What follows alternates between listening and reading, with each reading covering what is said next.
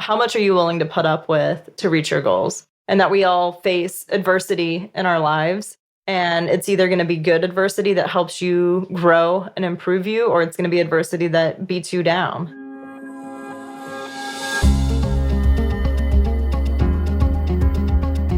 Welcome to the On Purpose Investor Podcast with your host, Eric and Tiffany Vogel. We spent several hard years building a rental property portfolio so we could have more time with our family and live our ideal life. Finding your path can be difficult, so we're here to help guide you along the way with lessons, tips, and tricks to design and implement your dream life through real estate investing. Now sit back, turn up the volume, and get ready for this episode of the On Purpose Investor. Welcome back, Pathfinders, to On Purpose Investor Podcast, show number 3, where we're going to talk about your relationship with money. So we'll start the show out by talking about good financial habits. And back in the day when I was a single man, I was not a great financially wise person. I had poor decision-making skills when it came to signing up for subscriptions, stopping at gas stations, getting fast food. I made all the wrong choices. Buying a bagel and loading it up with cream cheese and a coffee, when you could just as easily grab a bagel from home and make a cup of coffee and not spend $4 a day. But it doesn't taste as good as Dunkin' Donuts. I mean, Dunkin' Donuts is fantastic. Yes, it is. It's what's important to you. And in that time of your life, convenience was more important. I don't think you were necessarily thinking that, but it was a way you chose to spend your money. And you had the disposable income. You weren't thinking about saving or investing or doing anything with it. So it was a good use of the money at the time.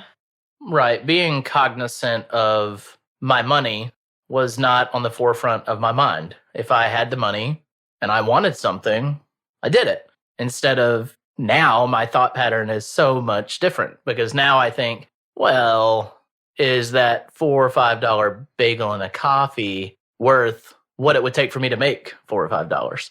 That energy that went into making $4 or $5, is it worth the time savings I had for sitting in the drive-thru? You probably didn't save any time at the end of the day after No. you sat through the drive-thru. Most likely I didn't. Yeah.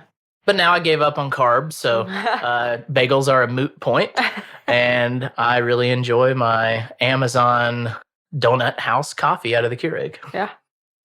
You're focusing on spending your money where you want to. So you enjoy a Monster pretty much every day, and that's where you spend your money, and that's perfectly fine. But it's being intentional and focusing on what makes you happy, like we talked about the top 10 list, focusing on spending your money on the things that make you happy. That's right. And if a Monster is what makes you happy and it's on your list, you by all means should do that. Right. By the way, Monster is not on my top 10 list, and I have found even more frugal ways to enjoy an energy drink with SodaStream and using their extreme energy syrup.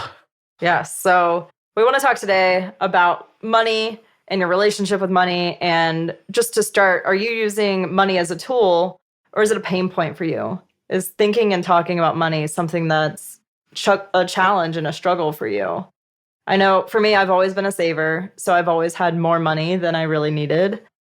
But I also have a hard time spending money on things that I really want or need. And you, on the other hand, like to spend it a little more frivolously, I would say. Yeah, I enjoy spending money. But now like I said, I'm more cognizant of what type of energy went into making that money, and is it worth spending it on said item? Right. So I have a bit of a checklist that I go through before I buy something. How much does it cost? How much energy did it take for me to make that money? And is it worth the time cost of what I used or what I'm buying? Yeah, I think we have focused on making money more of a tool in the way we've done our investments and manage things. So, for example, like we use debt very heavily on our investing, but we really avoid debt on our personal finances and consumer debt in general. If we do take on consumer debt, we try to find a way to make it into a tool for us. Right. We took on some consumer debt to buy an RV, and that was something that we wanted, that we both had on our top 10 list, that we want to travel more. And we love camping, and I know RV camping is a glamping thing, but we enjoy being out. We enjoy being disconnected from the day-to-day grind. And so we said, you know what? We're going to invest in a camper. But that was a pretty hefty amount of consumer debt. And we should probably find a way to leverage this consumer debt. And so we looked online, can you rent your RV out? We've been in the process of, setting it up and getting it ready to rent. We haven't necessarily jumped off the ledge yet and put it on the market to rent out to other people because we're just enjoying so much out of it right now. But it sits the majority of the month and we use it 5-6 days out of every month. But while it's sitting there, it could make us money. And there is absolutely an opportunity for us to rent out our RV and let it pay for itself, if not make us money. Yeah. So we're turning what could have been a pain point into a tool. And I think there's really an emphasis on good debt and bad debt. So it's person by person. I don't think you can say across the board everything, or all student loans are bad debt or good debt. I think it depends on the person and how you approach getting your education. And how they're investing the education they received. Yep. But I think pretty universally people say credit card debt is pretty bad. Carrying a huge balance and the interest rates and everything, it can be devastating. So really ponder, is the way you spend your money in a way that's going to help you reach your goals, or is it something that might be holding you back? And by buying things today that you want and not saving for them, is that debt payment potentially going to hurt you in the long run to where you can't do investments and other things? Right. Before you get started in your investing career, or maybe you're already started in your investing career, you really need to take a good hard look on the inside and see, where are you financially today? Are you making payments toward consumer debt or revolving debt that is just keeping you away from being able to invest? If you have a lot of revolving debt, Amazon credit card or a car note or other spending habits that prevent you from saving, we highly encourage anyone looking to invest to really get their personal finances in order before they jump off and go get bigger debt. Because you have to really establish responsible behavior with money. You have to establish a positive relationship with money, not just positive, but responsible relationship. Because when you go out and you take a $150,000 home loan and your expectations are that you're going to service that debt with a renter, if you have bad spending habits, you're likely going to use those bad spending habits moving forward. Your habits have to start, I think, before you even start investing. Yeah. Well, and you want to have a healthy cushion if you're going to buy a rental to be ready for the unforeseeable. We got hit by a huge tornado about 9 months ago, and that would have been a very different situation if we didn't have reserves available. So you want to have your personal finances under control. So if something happens in your business or your investments or whatever you're doing, you can weather the storm, literally or figuratively. Very true. So living a rich life. How do we live a rich life? A term I kind of stole from Ramit Sethi, who teaches I Will Teach You to Be Rich. It's a great book and podcast. I've really enjoyed his podcast of late. He just started it not too terribly long ago. He talks about choosing what's important in your life and living your rich life, which is not just slashing everything. Dave Ramsey's really big on cutting down to rice and beans and rice. If you listen to him on his radio show, he says that more often than you can probably count. We are big proponents on spending your money where it brings you joy. Now, if you're in a situation where you need to get out of credit card debt or consumer debt quickly, the rice and beans approach might be best for you. It's all dependent on your situation and where you are. You just have the tools in your toolbox. So if you aren't familiar with Dave Ramsey or Ramit, I highly recommend you go research them and understand their philosophies. And maybe it's not them, maybe it's somebody else, but find someone who you can follow and learn from to understand how to manage your personal finances in a way that's fulfilling for your life and your needs. I would personally say, and this is me talking, not me speaking for anyone else, but in order to get your personal finances in order, Dave Ramsey is just perfect for the majority of people in America to get you thinking about money in a way of, was that smart? Is it wise to be broke and paying for all these things? Just reducing your financial liability to other people, paying the bank all this interest, that's not smart. It's not great because you could be investing that money yourself. But when it comes to investing and investing in real estate, Dave Ramsey is not going to be that person that tells you that it's a smart move. That's a conversation that is not going to happen in this podcast, but could happen in the future of why Dave Ramsey doesn't encourage that. But I highly recommend him for you if you are trying to get your personal finances in order. But when it comes to investing, do not recommend following Dave Ramsey when it comes to real estate investing. But it's all, like I said, back to what works for you. It did not work for us to go with his approach because we wanted to grow faster. The approach he advocates is not using debt, period. So if you're going to buy a rental property, it should be 100% cash. And we would not be sitting where we are today if we paid 100% cash for each property. Well, right. But it's more secure. We leveraged our debt to make us monthly cash flow. Right. And if you paid for a house with cash, you would have the majority of that rent as income. And with us, we leverage the debt against the house. So we're only taking a portion because there's a portion to service the debt. But when you leverage your debt, you're able to move at a much faster pace because you're not having to come up with so much capital each time you buy a house. Right. But at a higher risk. So you have to find what works for you and what tolerance you have and what timeline, what approach. At the end of the day, all of this is so highly unique to the individual. We can just tell you what worked for us. We have seen from our friends and things like that. But at the end of the day, we just want to give you the resources to go out there and find your path. And hence why we call you pathfinders, because it's finding the path that works for you. And if buying a $5 cup of coffee is really something that you enjoy, or buying a bagel and a coffee at Dunkin' Donuts every day is what makes you happy, that's what you should do, in our opinion, when you are in a stable financial situation. But spending the money on things that don't really make you happy, it's just a waste at that point. I mean, we haven't had cable. I've never had cable as an adult. I don't know if you have. Oh, yeah, I wasted money. Okay.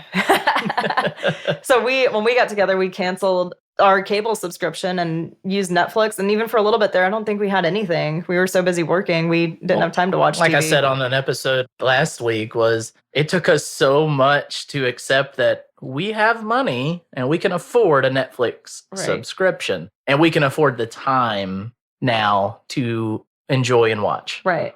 That was just what was unimportant to us. We really enjoy eating out. So we spend a significant portion of our money going out to eat or traveling in our RV, which we have a monthly payment for. But we focused on what brings us happiness and joy and how we want to spend our time instead of trying to buy something to impress other people. And we'll talk more about that next week on, is being cool worth being broke, and trying to impress other people with how you spend your money. That's right.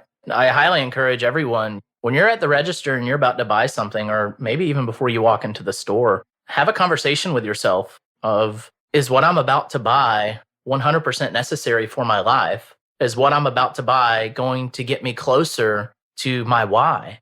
Does this aid or detract from my ultimate journey? Does this need to be on my path? If you can truthfully look in and say, yes, this 65-inch television is absolutely going to get me closer to my why. Now, when you were supposed to buy like a 50-inch TV, is that what you're talking about? That's exactly what I'm talking about. We upgraded, but that's okay. It comes down to your life energy, and Vicki Robin and Joe Dominguez talk in Your Money or Your Life about your life energy. And basically they break down, how many hours are you working for that upgrade on that TV or that cup of coffee?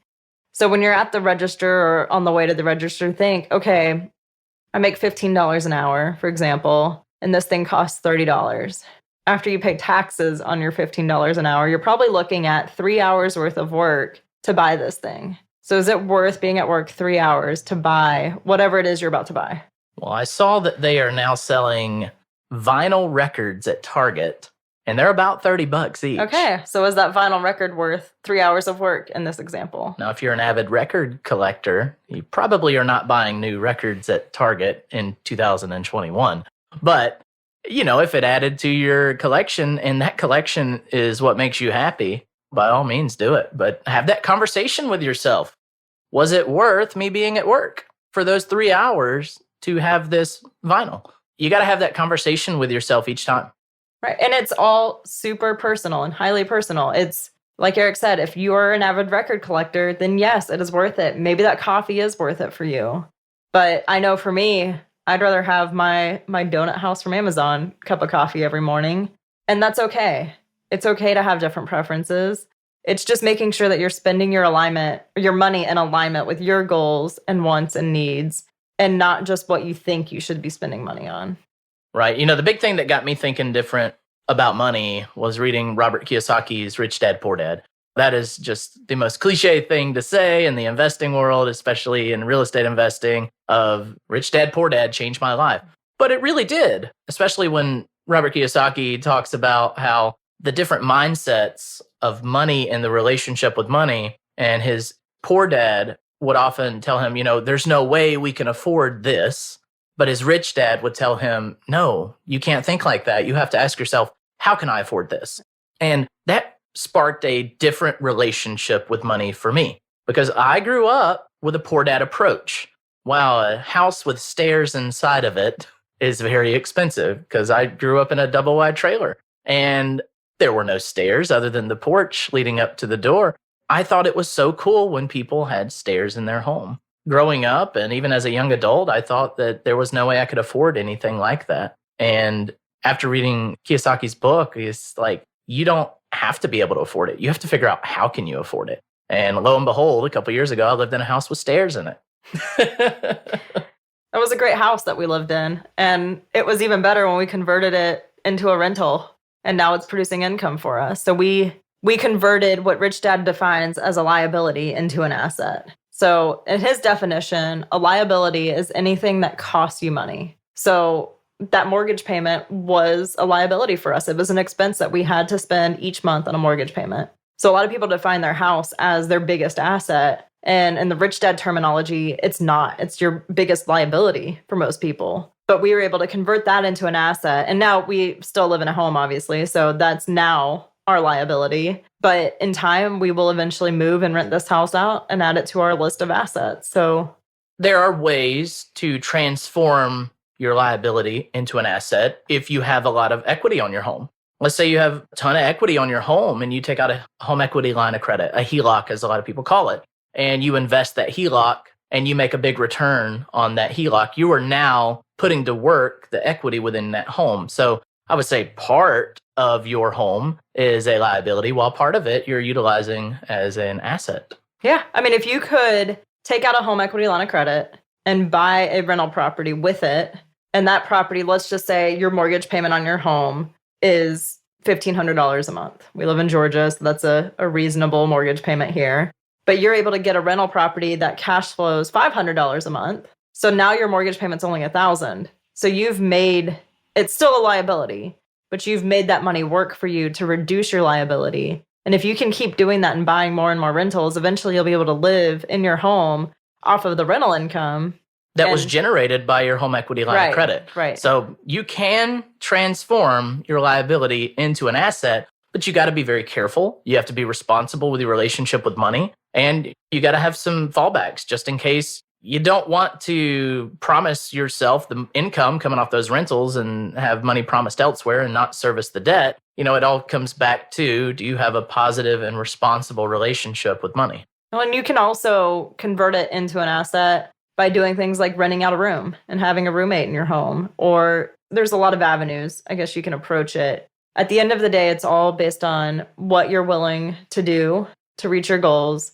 and what you're able to do. I know for us right now, we have a small child, so there's no way we would be renting out a room, especially to a complete stranger. We like our little family unit with our dogs, but that is something we would have considered in our life earlier on. I mean, we lived in an RV for almost 6 months, a 200 square foot, lovely luxury vehicle with us and 2 dogs that had a lot of issues, including the water heater going out and us having to shower at the gym. And there's a whole slew of funny now stories. They were not so funny at the time, but you have to find ways to produce income that work for you and what you have available. All of those funny stories we will most likely cover in future episodes. Just when you get into something like real estate investing or investing in something else that is going to take so much of your life's energy, you're going to have to find out what amount of suck are you willing to embrace. Yeah. There's another book I highly recommend. It's The Subtle Art of Not Giving a F. And then there's 3 characters after that. It's a fantastic book that basically talks about how much are you willing to put up with to reach your goals, and that we all face adversity in our lives. And it's either going to be good adversity that helps you grow and improve you, or it's going to be adversity that beats you down. So, and I think that ties back to is money a tool or a pain point?